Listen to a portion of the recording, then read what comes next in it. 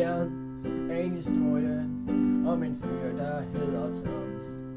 Han er sindssyg, og han siger, at det ikke er noget nyt. Han står tidligt op om morgenen og går meget sent i seng.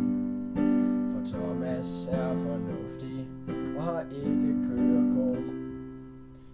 Om morgenen klokken 4:15 går Thomas udenfor, for han har job som nisse i nabokonens have.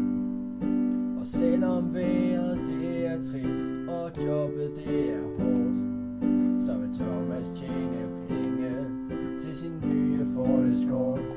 Så hvad fanden får jeg til at tro, at du kan låne penge her?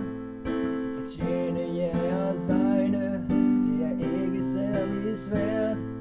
Så tag nu lidt sammen, tag min hånd og se, at vejen til Nirvana, den ikke er svær at se.